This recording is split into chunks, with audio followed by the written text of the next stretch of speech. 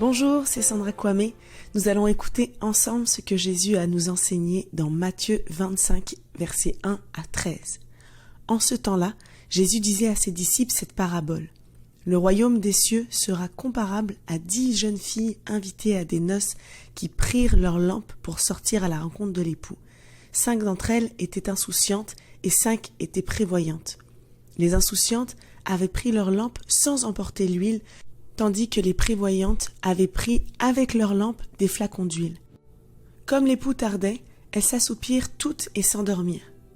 Au milieu de la nuit, il y eut un cri « Voici l'époux, sortez à sa rencontre !» Alors toutes ces jeunes filles se réveillèrent et se mirent à préparer leurs lampes.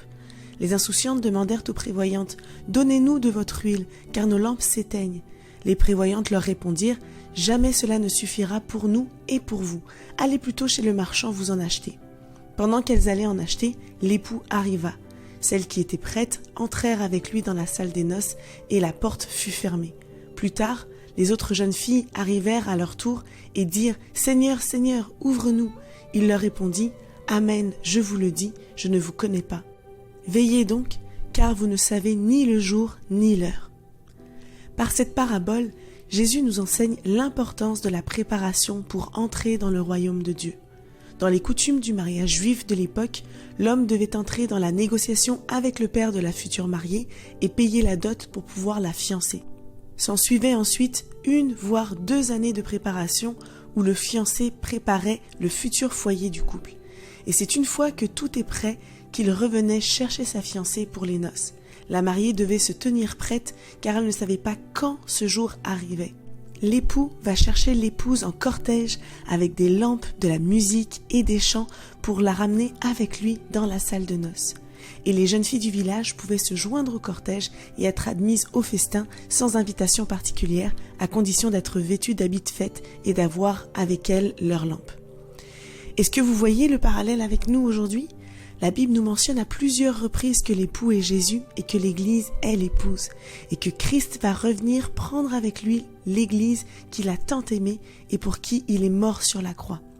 Jésus a payé cher la dot pour son épouse au prix de sa vie.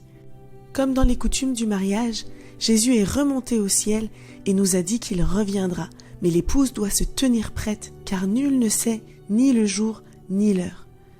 Dans cette parabole, les 10 vierges correspondent aux chrétiens et l'huile est le symbole du Saint-Esprit. Chez les jeunes filles, il y a 2 groupes. Le premier groupe est celui qu'on appelle des vierges prévoyantes, c'est-à-dire qu'elles sont prêtes à le rencontrer quel que soit le moment où il revient. Le deuxième groupe est appelé celui des insouciantes, car c'est celui des personnes qui se déclarent être prêts, ont l'air prêts en apparence, mais ne le sont pas du tout.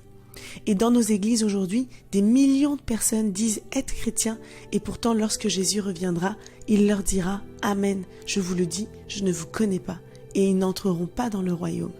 Alors comment être prêts ? Eh bien, nous devons être vigilants concernant la façon dont nous vivons, vigilants sur les choix que nous faisons au quotidien, ce en quoi nous investissons notre argent, nos talents et nos trésors. Soyons constamment remplis du Saint-Esprit et ne négligeons pas notre relation avec lui. Ne soyons pas des chrétiens à demi-mesure, mais veillons sur notre vie, sur notre cœur et sur nos pensées afin d'être prêts pour le moment où Jésus reviendra. La préparation spirituelle ne peut ni s'acheter ni s'emprunter au dernier moment. La relation avec Dieu est une affaire purement personnelle.